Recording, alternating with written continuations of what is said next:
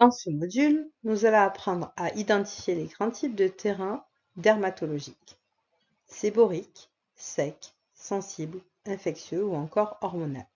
Mais surtout, nous allons les relier à leurs causes profondes. Car derrière une peau grasse, sèche ou sujette aux infections, se cachent souvent des déséquilibres internes. Inflammation silencieuse, microbiote perturbé, perméabilité intestinale, dérèglement hormonal ou surcharge oxydative. L'objectif est simple: ne plus se contenter de traiter la surface, mais comprendre les racines biologiques de chaque profil cutané, pour une prise en charge plus fine, plus ciblée, plus efficace. Le terrain séborique se manifeste par une peau grasse, souvent brillante, surtout sur la zone T du visage, le cuir chevelu ou le haut du dos. On observe des pores dilatés, des comédons, parfois de l'acné ou une dermite séborique et chez certains patients une alopécie androgénique. Ces signes extérieurs sont les marqueurs visibles d'un excès de sébum et surtout d'un déséquilibre plus profond qu'il est essentiel d'explorer. Le terrain séborique est le résultat d'un enchevêtrement de mécanismes profonds.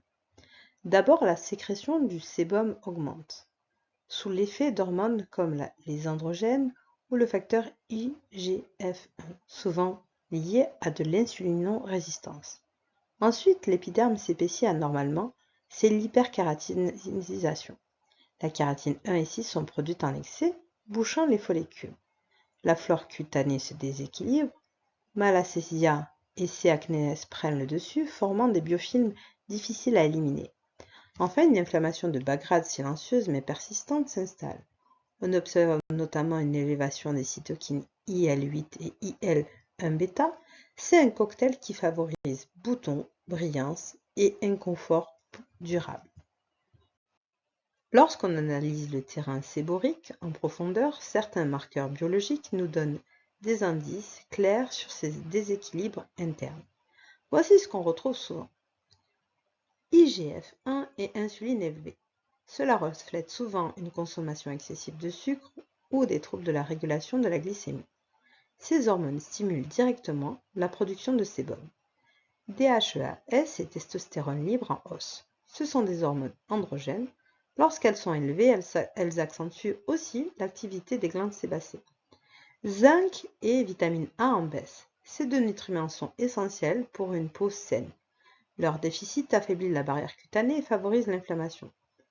Fer parfois bas. Chez certaines personnes, en particulier les femmes, une carence en fer peut aggraver la chute des cheveux, notamment dans les cas d'alopécie androgénique.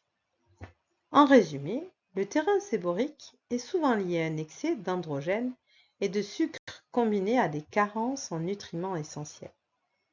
Travailler sur ces marqueurs permet d'agir à la source, bien au-delà de la cosmétique. Alors, comment on agit concrètement sur un terrain séborique? D'abord, on cible l'IGF-1, ce facteur de croissance qui stimule la production du sébum. Pour ça, on réduit les produits laitiers animaux, le sucre, et on peut intégrer le jeûne intermittent qui aide à faire baisser l'insuline. Ensuite, on soutient le microbiote cutané avec du zinc, des probiotiques spécifiques et de la niacinamide, une forme de B3 qui apaise et renforce la peau. On pense aussi à calmer l'inflammation grâce à des anti-inflammatoires naturels comme les oméga 3, la curcumine ou encore les polyphénols.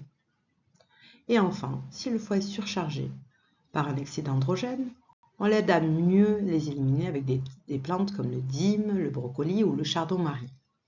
Une vraie approche intégrative, ciblée et logique. Le terrain sec, atopique. Ce type de peau est très sèche, rugueuse, qui tiraille souvent, parfois avec des démangeaisons. On y retrouve des signes cliniques.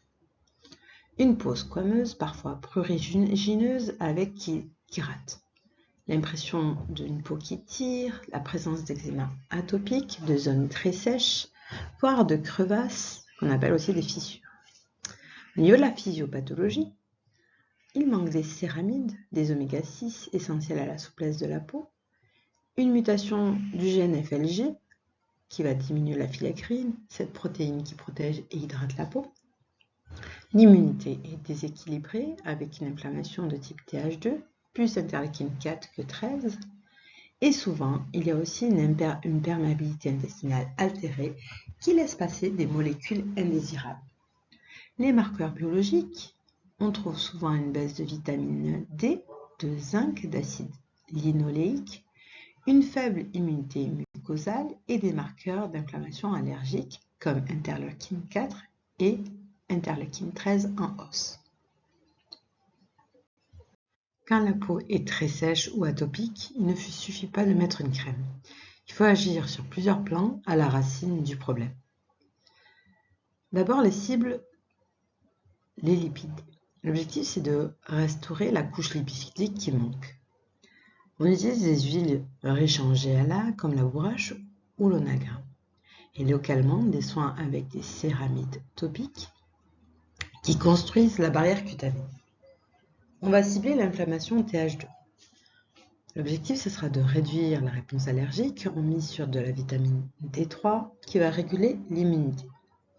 La quercétine qui est un anti-inflammatoire naturel et des probiotiques tels le Rhamnosus LGG qui aident à équilibrer l'axe intestin-peau. On va cibler la muqueuse intestinale en restaurant la barrière digestive saine. On utilise de la glutamine, de l'aloe vera, du curcuma pour apaiser et réparer l'intestin. On va cibler aussi l'hydratation. L'objectif, ce sera de ramener de l'eau dans la peau. En topique, on applique des actifs comme le NMF, facteur naturel d'hydratation, de l'urée, de la glycérine et de la vitamine B3 pour renforcer la barrière et tout ça en topique. Le terrain sensible neurogène. Quand on parle de peau sensible ou neurogène, on pense à des rougeurs, des picotements ou des démangeaisons sans lésion visible. Des réactions fortes aux cosmétiques, aux émotions ou même au climat. Des pathologies comme de la rosacée, de l'urticaire ou certaines dermatoses inexpliquées. La physiopathologie. Ces réactions sont liées à une hypersensibilité des nerfs de la peau, souvent accompagnée d'une barrière cutanée altérée, d'une activation des mastocytes, les cellules qui réagissent au stress et libèrent des substances comme la substance P, responsable des démangeaisons, d'une hausse de messager du stress comme le CRH, le cortisol, le NGF, facteur de croissance nerveuse, et d'une neuroinflammation stimulée par des récepteurs TOL4. Ces marqueurs. Dans ce terrain, on observe souvent un cortisol urinaire élevé, signe de stress chronique. Un déficit en DAO, l'enzyme qui dégrade l'histamine, ce qui cause des intolérances, une augmentation de l'histamine et des interleukines de type 6 liées à l'inflammation, une baisse des immunoglobulines A, marqueur de l'immunité muqueuse, et une hausse du stress oxydatif. En résumé, ce terrain est lié à une hypersensibilité nerveuse, au stress et à une inflammation visible, mais bien réelle. C'est une peau qui surréagit presque à tout, même quand on ne voit rien à l'œil nu. Ici, on parle de solutions concrètes pour apaiser la peau sensible qui réagit au stress et aux inflammations invisibles. Les mastocytes, ce sont les cellules qui déclenchent les rougeurs et les démangeaisons. On peut les calmer avec de la quercétine et de la DAO pour mieux gérer l'histamine et de la vitamine C liposomale qui a un effet stabilisateur. Concernant le stress, comme ce terrain est très lié au système nerveux, on agit aussi sur le stress avec des plantes adaptogènes comme l'ashwagandha ou la rhodiole qui aident à mieux gérer les pics émotionnels. On peut aussi soutenir le système nerveux avec du magnésium et du GABA. Pour le microbiote, certains probiotiques, comme le Lactobacillus plantarum ou le Bifidobacterium longum, contribuent à réguler l'inflammation. L'alimentation peut aussi aider, surtout si elle est pauvre en histamine. Concernant la barrière cutanée, enfin, on renforce la peau avec de la B3, du zinc en application locale, de la B5 ou encore des hydrolats apaisants comme la camomille. En résumé, on agit en profondeur sur les cellules inflammatoires, du stress, sur le microbiote et directement sur la barrière cutanée. C'est une approche globale pour calmer une peau qui réagit à tout. Terrain infectieux, immunodéprimé. Signes et physiopathologie. Ce terrain se caractérise par une peau affaiblie face aux infections. On parle ici de personnes qui ont souvent des boutons infectés, de l'herpès ou des dermatoses qui suintent et qui ne guérissent pas. Les signes cliniques, on retrouve des infections à répétition, herpès, impétigo, mycose, et des lésions qui sointent ou qui cicatrisent mal, voire des dermatoses chroniques. La physiopathologie, le problème vient d'un système immunitaire inné affaibli. Les peptides antimicrobiens naturels de la peau, comme les catéliécénides ou les défensines, sont réduits. Les cellules de défense de première ligne, Th1, macrophages, ne jouent plus leur rôle correctement. La barrière cutanée est rompue, ce qui facilite l'entrée de germes. Et souvent, une dysbiose intestinale sévère est aussi présente, affaiblissant l'immunité globale. Les marqueurs biologiques.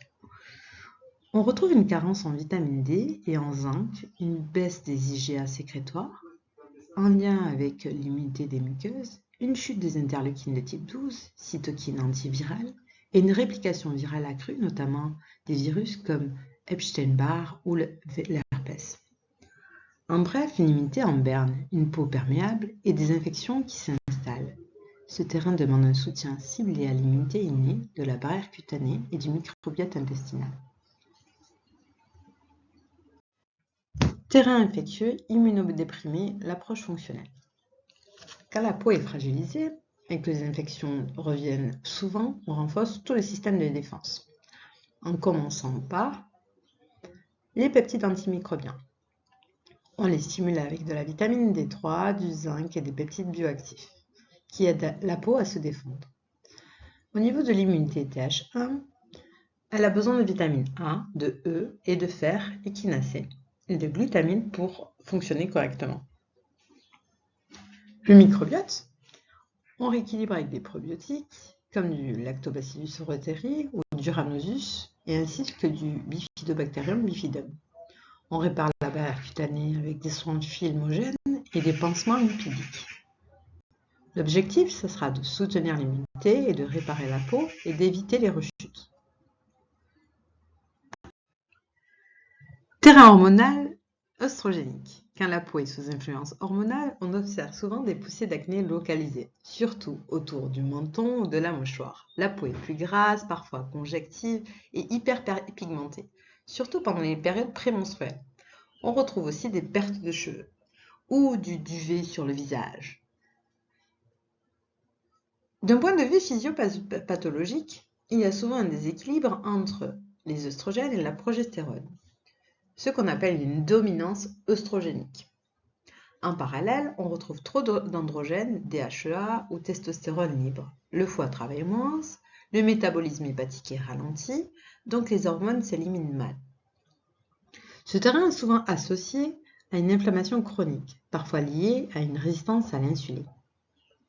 Ce type de terrain est fréquent chez les femmes, notamment dans des cas de syndrome prémenstruel, d'SOPK ou de post-pilule. Marqueurs et approches fonctionnelles, terrain hormonal. Sur le plan biologique, plusieurs marqueurs peuvent nous aider à identifier un déséquilibre hormonal.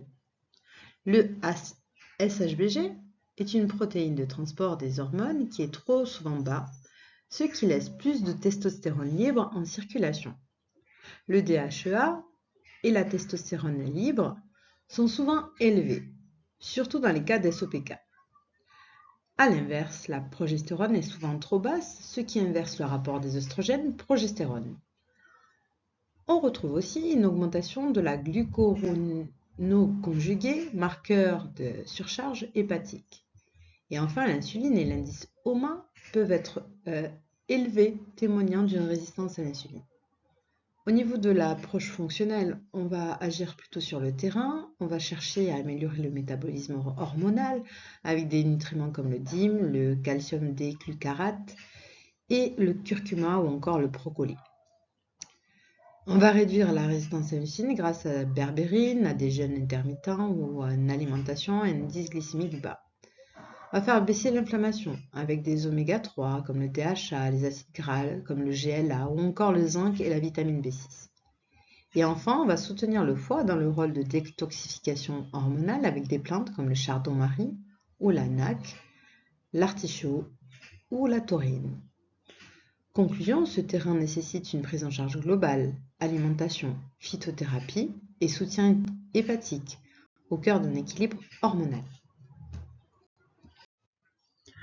Pour finir, voici un récapitulatif clair des différents terrains cutanés avec leurs caractéristiques dominantes et l'axe d'intervention prioritaire.